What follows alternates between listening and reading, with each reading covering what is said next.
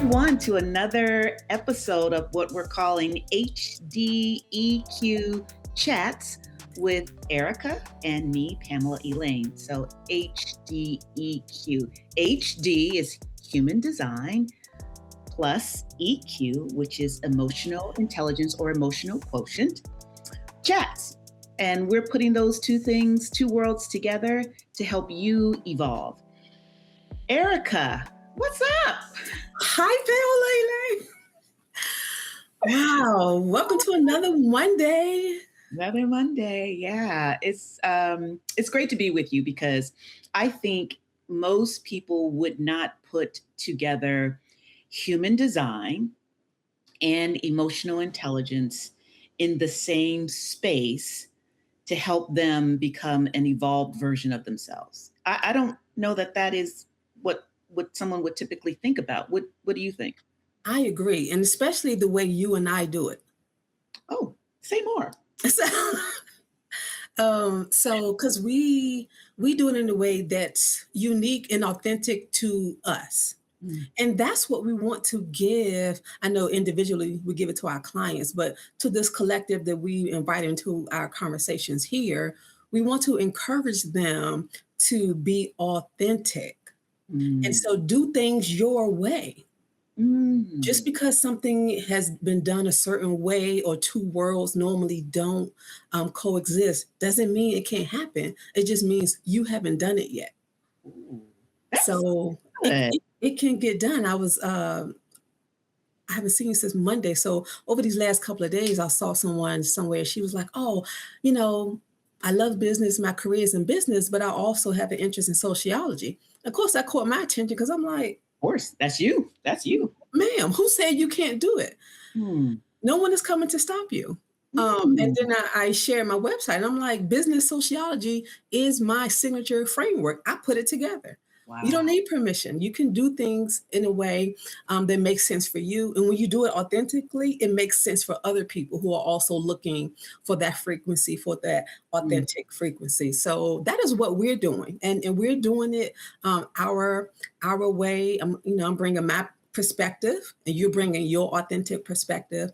And I think people can hear us better because we make it make sense in real life. How do I use my emotional intelligence in real life every day? The theory is great, but when those moments when my significant other or my boss or my neighbor, I need my emotional intelligence in real time. And the way Pamela and Elaine told me about it, in that chat really works. So that's what I like about it. I love that too. You said something, you used a word that I think is so important, permission. You don't need someone's permission. And I think the permission that you need to give is to yourself. You have permission given to yourself to be authentic, to bring worlds together that may not come together, to do things your own way, to create services and offers that resonate with you, because if it does, it'll resonate with someone else. So we want everyone to know you give yourself permission to be you. Do you, boo? I think, who said that? What's the guy, the comedian's name that says, do you, boo? Somebody said it. Do you, boo? I think it's come originally from a reality show. I can't call it in a second. But somebody says, do you, boo? And yeah, I'm here for that. Yeah. And that's what we're about to do. And this time we're going to do part 2 of what we started last week, last week we talked about conflict through the human design lens. And you gave us the 5 different human design types and how conflict shows up in their world, in their energy space. And today we're going to talk about conflict through the 5 love languages. And you're going to share your human design a version of that. I'm going to sprinkle in some emotional intelligence in that as well, and see where it lands with individuals. Let's chat. Let's EQ chat. All right. So first of all, there are 5 love languages that were developed. These love languages were developed by Dr. Gary Chapman. And if you don't know the book or have the book, I would encourage everyone to go get the book. 5 love languages, the easiest title you can ever remember. And we're going to go through the 5 love languages. We're going to put them out first, and then we're going to break it down a little bit. So the 5 love languages, no specific order here. I think that Dr. Chapman actually gives a specific order, but there's really no relevance to the specific order, the way we're going to deal with conflict and the 5 love languages. So one love language is acts of service. All right. Another love language, number 2, is giving. It's really called receiving gifts. People think of it as giving gifts, but it's receiving gifts. 3rd is quality of time. 4th is physical touch. And 5th is words of affirmation. Okay, so we've got acts of service, receiving gifts, quality of time, physical touch, and words of affirmation. And what I want to say up front to make this very clear to those who are listening is conflict often arises when someone does not speak your love language. Now, it's important for you to know what your love language is. And if you get the book, or if you go online to Dr. Gary Chapman's website, you can actually take a quick quiz and learn what your love language is. So that's the first thing I would suggest everyone do. Go online or get the book and know what your love language is.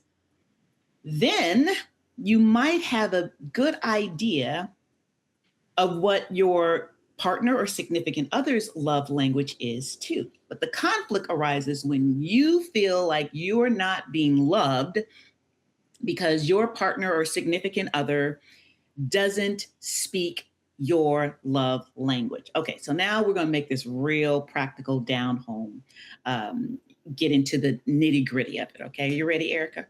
Yeah, let's do it.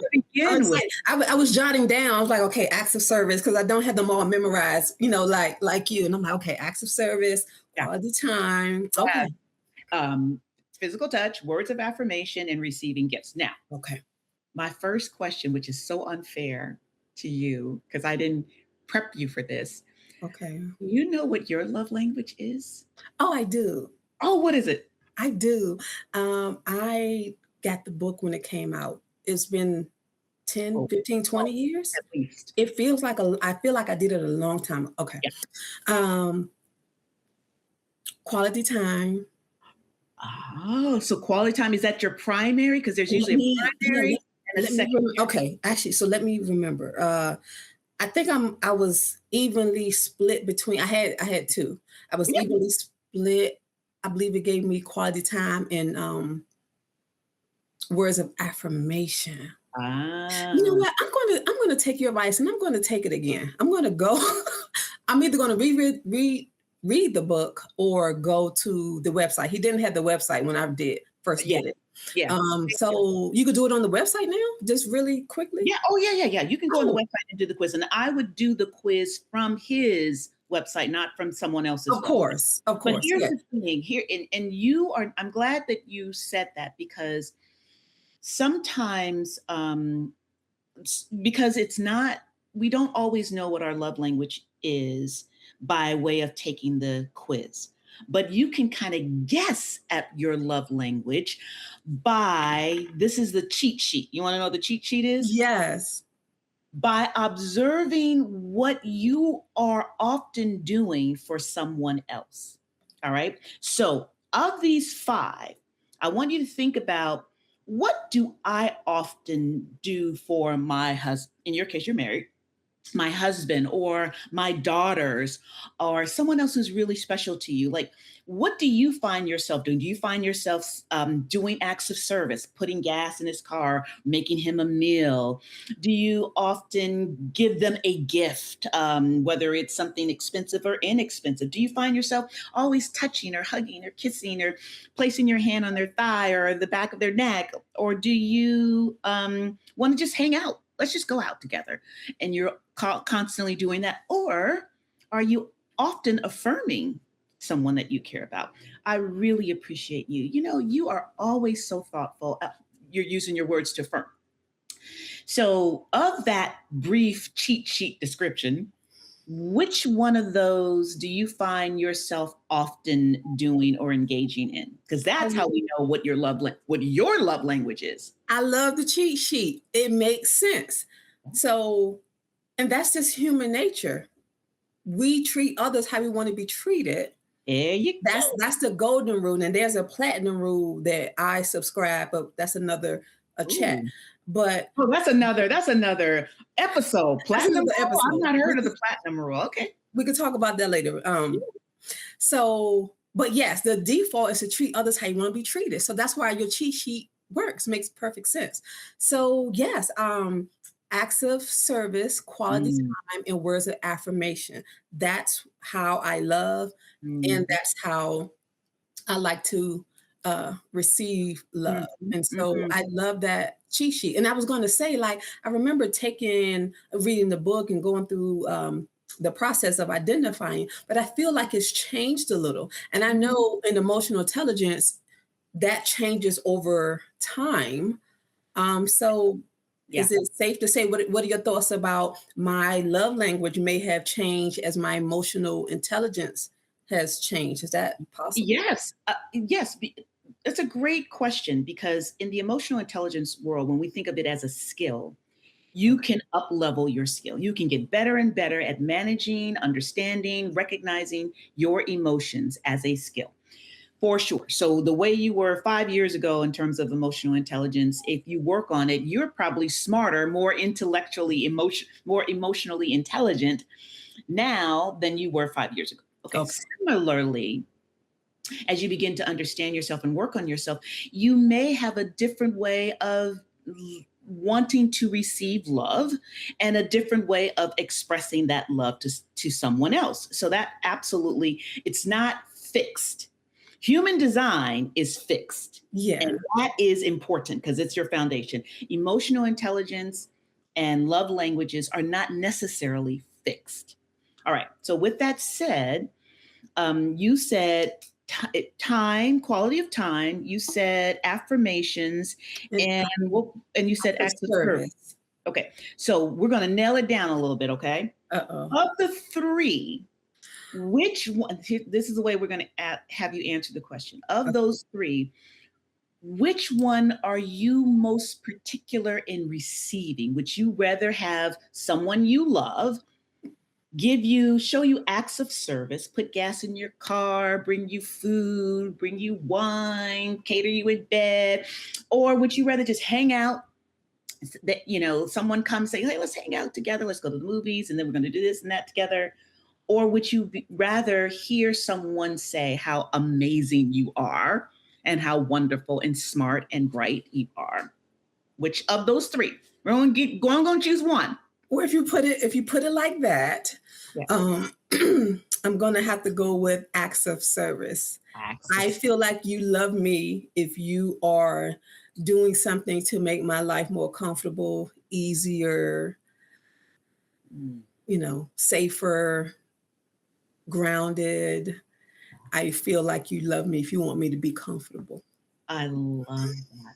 Okay, I'm going to tell you why that totally resonates with me for you. All right. Okay. Resonates with me for you because the work that you actually do in the human design space is evidence of acts of service. You are serving others by helping them understand what their divine design is and how that divine design can aid them on this earth, in this space. And you do that all the time. I've personally experienced it from our one-on-ones together. So I'm not saying the others aren't ways in which you experience love from someone else. But if we go with what you give to others is what you're saying you want back, that's how you understand love and receive love. I say acts of service for sure, because that's what you do on the regular for others. You're brilliant. You are so brilliant tying that together. It makes total sense. Even when you go to my website, the first thing you see that that I'm offering as a possibility for you is softer life, stronger leadership, safer love. Ooh. You're brilliant. Yes, I didn't even put that together before you said that. Yes, it's real. Yes, that's how I see it. And we've known each other, like we've known each other virtually like this since late last year or September-ish of 2025. And since then we've had many encounters, but we haven't been like friends for decades, you know? No. It's only been a short amount of time if we really were to look at it in that way. But in that short amount of time, the authentic you've given me the privilege to come to know. And so these are the things that I see in this short period of time that we've come to know one another. And this is Fascinating. Fascinating. I'm curious about you now. my primary love language is words of affirmation. Yes. I know that you love me when you tell me what you think about me and who I am to you and why I matter to you. That is how, and for me, that hasn't changed over the decades I've been on this earth. I've been on this earth for a while, and it has always been the same. The second, now I said we're only going to deal with one, but I'm just going to throw in terms of, you said earlier, can the love languages change over time? And for me, the secondary language changed. So the secondary language now is acts of service. It wasn't always that before. In the past, it was, it was something else. But now it's acts of service. So when you put gas in my car or bring me breakfast in bed, that is a wonderful thing. And I know that you love me.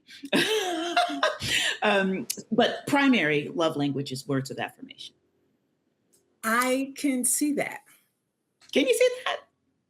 Well, I do have a special advantage. You do? Because I have seen your human design chart. And when you were going through in the opening, going through the 5 love languages, in my mind, I was like, oh, it's 5 human design types. I wonder, can I equate them to a type? I know that's not a perfect system, but I just how my brain works. It wants to connect the dots. Mm-hmm. And for acts of service, I wrote down, that's probably a manifester, because manifestors like to do things. Mm. And so they probably like things done for them. Mm-hmm. That's a general. Specifically, words of affirmation, I see that as soon as you said that, I remember in your human design chart, you have the channel, the strength of social openness or closing. It's the 1222. And it's what makes you a generator. You speak about your emotions. Makes me a manifester. Yes. But yeah, what makes you a manifester. Mm-hmm. Because you speak about your emotions. Your emotions are literally the power, and you speak things. So that 1222 specifically is about one of the traits is called grace. Grace. So how I've experienced you as we've gotten to know each other since last year is you're very aware of how words land with you when they're coming towards you or going out. And so words of affirmation fits right there. It's a perfect marriage. That you are very careful about how you impact people. And that's general manifester, energy. But specifically, you understand that your words as an individual impact the social relationship and connection you have with others. And you're really big on how you receive that coming back as well. So that makes a lot of sense to me.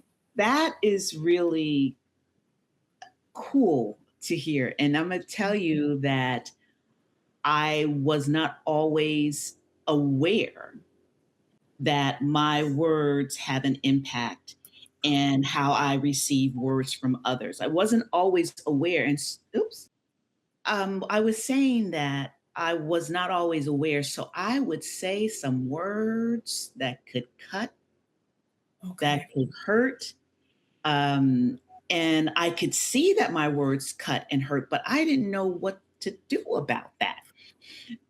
Coming into emotional intelligence and human design has made the difference in, oh, now I see what I was doing. The words that were coming out of my mouth, the words coming out of my mouth were helpful and hurtful. Yeah. That was a power that I was wielding without knowledge, without control, without awareness, that now is different. So if I come across rude now, it's on purpose. You have an awareness that gift is a heavy responsibility. Is your words impact people in a much different way than my words impact people. Your words are personal. My words are for the collective. Okay, I'm not sure I understand break those two down, and then we're going to talk about conflict in the 5 love languages and the relevance of 5 love language. Okay, so break that down. Yeah, so right there in relationship conflicts, your words, the people, they're going to take it personally, and you receive words personally. Yes, this is true. People could be talking about something generic, random, and you'll still hear it as if they're like, are they talking about me? Yeah. It's like, oh, you talking? If you're talking about me, just say my name. Like, and it may not be even talking to you. So your that 1222 channel you have it's called a social being.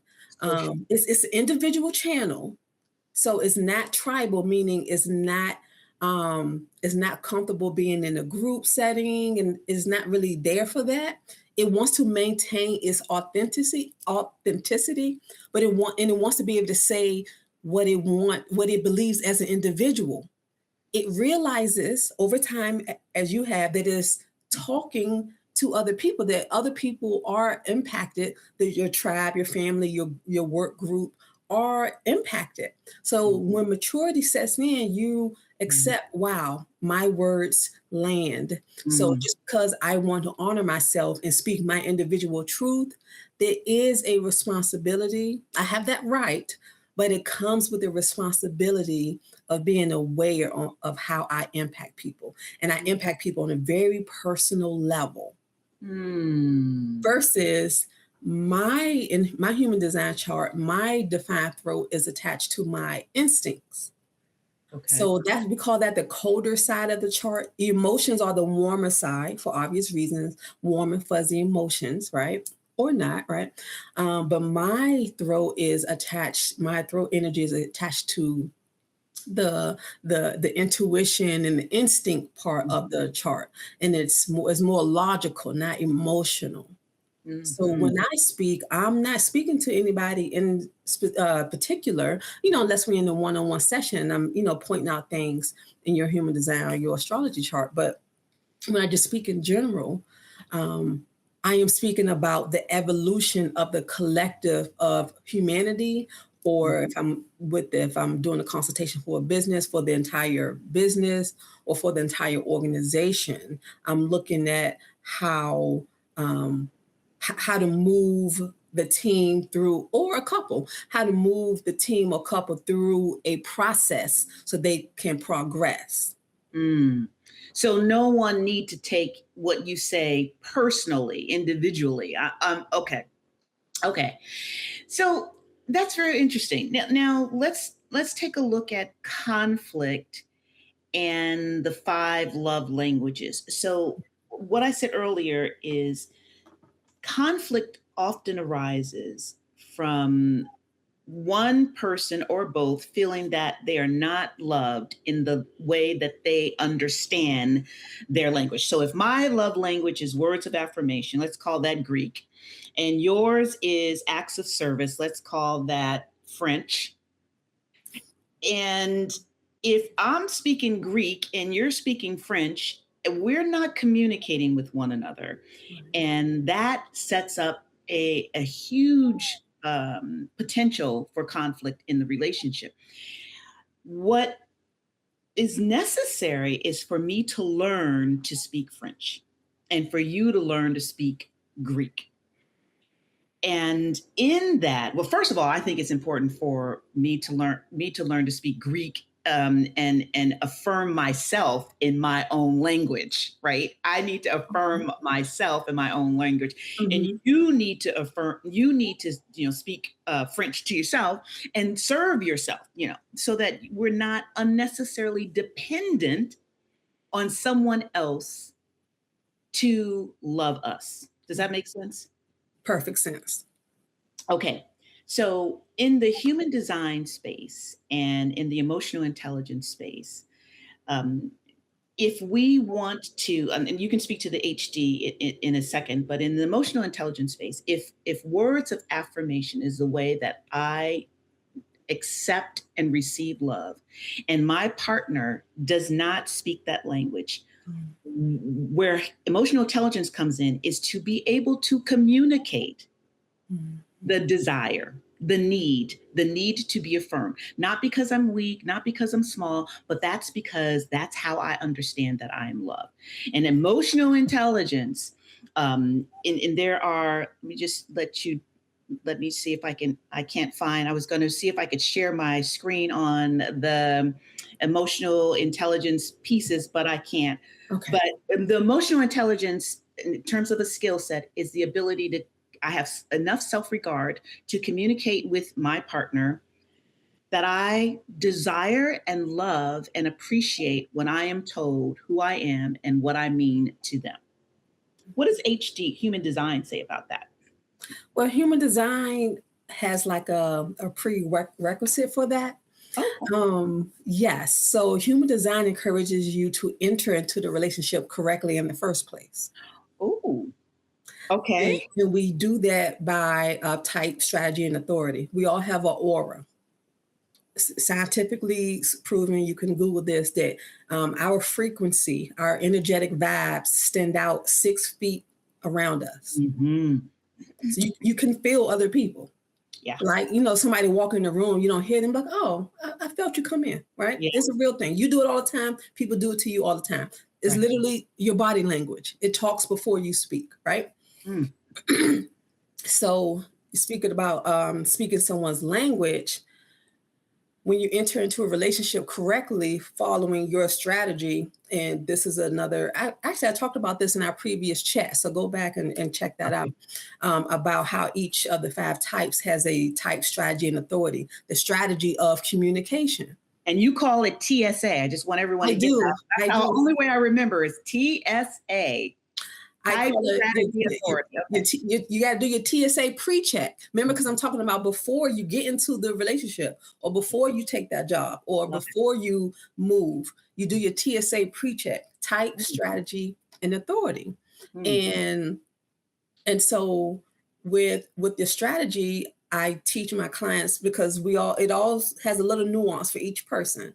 But your strategy is your communication and your interaction strategy. You have to know that, because you need to be able to say what you just said. You're responsible for communicating to your partner how you need to be loved, how you need to be heard, how you need to be seen. And you need to know that about yourself first. Right. And so that's what I do with my clients. I teach them, or I explain to them, and it's usually just a aha moment, like, wow, Erica, thank you for giving me language for this thing that I've been aware of. Right. Yeah. And so that's the prerequisite. Do your TSA pre-check. And so if you book a session with me, you'll learn more about that individually. So, because there's nuances to it. But so I would start with that prerequisite, that pre-check. But once if you're already in a relationship, or at the job or what have you, and you need to communicate to minimize conflict, it still starts with you. Yes. It still starts with you. How do I communicate? Like you are aware of that your emotions come out of your throat, and it speaks very personal. So now that you know that, you can make a choice. Do I mean to sound jarring? Yeah. Or do I mean to sound soft? now you have control. It's like, you bought this car, and your body is a car, or your voice is a car. And now you learn how to shift those gears based on the terrain you're in at the moment. If you're on a highway, you need to be in this gear. If you're driving up a mountain range, you need to be in this gear. So you know how to use the mechanics of your energy now. Yeah. And so that's the foundation from my perspective in human design is you have to know how your car works, how your mechanic works. And yes, and then you need to learn how to speak French or German or see where they're coming from. But you need to be able to tell them where you are. Yeah. Are you oriented first, where you are and where you're coming from? And if they know their orientation, where they're coming from, then you can meet in the middle. And like when we started this chat, somebody was talking about business and sociology. And I'm like, put it together. I did. You can build a bridge as long as you have self-awareness. So I love what you said about that. Well, this is really great the way you put it, that first, let's begin with the TSA pre-check, because even if you're in a relationship and there is conflict and there's conflict and you're so unhappy about it and it's getting on your nerves, she's getting on your nerves, he's getting on your nerves, you just can't take it anymore. Start with Erica. Let's first, I know you're having conflict. I know it doesn't make you feel good. It stresses you out. But the first step is to know your human design. Do the TSA pre-check. Let's find out where you are and if you understand your energetic blueprint and how it works. Then let's talk about your 5 love languages. Let's do the emotional intelligence in the 5 love languages, because that also will be another layer of understanding yourself so that you can then understand, minimize, and manage the conflict that you're in. But your point is I hope everyone gets this, that if you're going to manage the conflict, you must begin with thyself. Is that a scripture? It needs to be. It's pretty close to one. Begin with because you know this, when people are in conflict, the first thing that they do and they keep doing is to blame the other person. The other person needs to change. The other person needs to behave better. The other person needs to meet my needs. The other person needs to understand me. The other. And conflict does not go away, nor is it resolved when we're in the other person's got to do the work. Got to change. And that was the hardest thing for me to accept, Erica, in my own conflicts with my marriages and with my children. It was like, they got to get it together, until I realized, well, you know what? Let's begin with me. Okay. Let peace begin with me. Right? That's where I'm looking at the woman in the mirror. Yes, absolutely. And that's the only way things are going to change. You cannot control other people. You're wasting your time trying to control other people. Now, you can take measures to control them, fear, any type of abuse is controlling other person.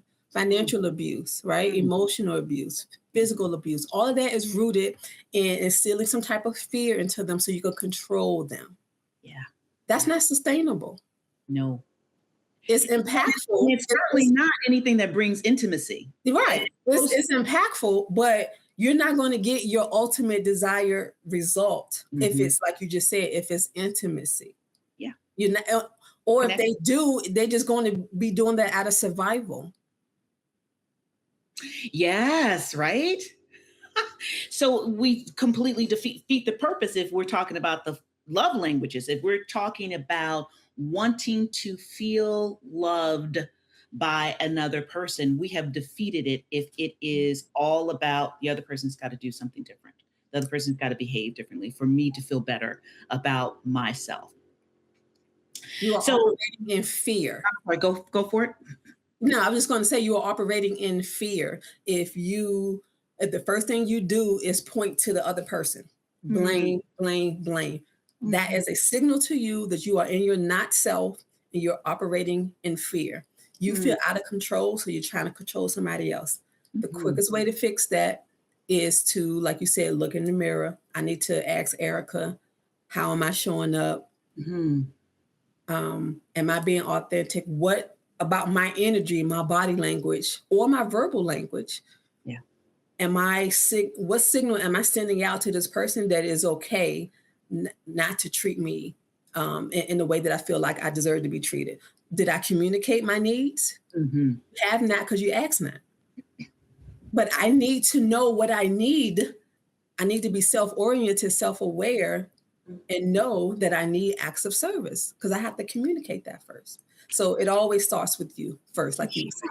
Yeah. And the thing is, I think people believe it's too difficult, maybe on a subconscious level, that it's too difficult to start with me. It's easier to start with someone else. And I'm here to say that it is harder to start with someone else and easier to start with yourself. It's going to be a little bit uncomfortable because I think we are just, the culture we live in is to want perfection and want to be right, want to have it all together. That's just the culture we're raised in. But if you really want freedom and you really want deep intimacy and connection, then you got to start with thyself, not with someone. It's much easier and it's far more sustainable. You used another word last time when we talked. I think you used the word like it's practical to start with yourself. Maybe was that the word you used? You put it in such. I'm not sure, but it is practical as far as if you want your desired results. It's practical, efficiency, effectiveness. Yes, you have to start with you. There's no other starting point. Yeah. There's no other starting point. I mean, you can try to start somewhere else, but you're gonna be frustrated out of your mind, frustration and unhappiness and stress over that. Okay, so let's see if we can just summarize this. Okay. What would be, Erica, what would you say are the top 3 takeaways someone might have from conflict, the 5 love languages, and human design? Well, top 3. Okay. Well, I definitely want to echo what you start. If it's available on his website, please go take that quiz or whatever it is, and excuse me, find out your love language. Yes. Because again, you have not because you ask not. And it's important to know that because you teach people how to treat you. Yes. So you have to first determine, ground, and accept how you want to be treated and how you need to be treated. Right? And I can help you see that in your human design chart, how you're literally hardwired to give and receive love. Like some of the gates identified are love gates, is 10 of them. And I can see that in your chart immediately and tell you, okay, this is how you feel love or receive love. Right. And so I'll do a video about that. We'll do another conversation about that. I'm sorry. Was that number 2? So number 1 was number 2. Okay. So number 1 is go take the quiz, 5 love languages quiz. Number 2 was you definitely need to, wow. And see, I'm speaking for my instincts and my spleen. I know. So I'm going to tell you that what I heard was number 2 was for you to then sit with Erica to understand your human design energy. That's what I heard. Number 2. Yeah. So you need to know how you're hardwired, which is, and I can see that in your human design chart, how you're hardwired to give and receive love. Like I said, there's 10 human design traits that I could show you. My. And then the emotional intelligence, like I said earlier, you need to know how to use this in real time. Yeah. Okay, here I am with my emotional intelligence. When this comes up, how do I communicate effectively? That actually, you're really great at acts of service. You do put gas in my car, or you do, fold the clothes, because I didn't fold them, take them out to dry immediately, or whatever. You do that. And I appreciate it, but we keep having a conflict that And when I say I don't feel loved, or we don't spend enough time together. So that's literally me saying, wow, well, maybe my love language is quality time. So I acknowledge you put gas in my car, but I'd rather us get in the car and go hang out. Mm-hmm. Mm-hmm. Yeah. And Yeah. so you need to put those things together so you can make that connection. All right. That's real. That's real. The three takeaways that I would offer is one is that conflict isn't the problem. It's Mm. how you manage your energy in the conflict that is most useful to understand. The second thing is going to piggyback on what you said. The second takeaway is know your energy. Know the energy you were born with, which is fixed, can't change it. It's like your fingerprint, as you explained. The fingerprint Mhm. is unique to you, so is your human design. Go meet with Erica. I promise you, it's a game changer. And the third would be after you meet with Erica, third takeaway is you need to meet with me so that we can look at your emotional intelligence skills, how you use the energy of your emotions to get what you need, what you desire, and what you deserve. That is those are my three takeaways from this conversation.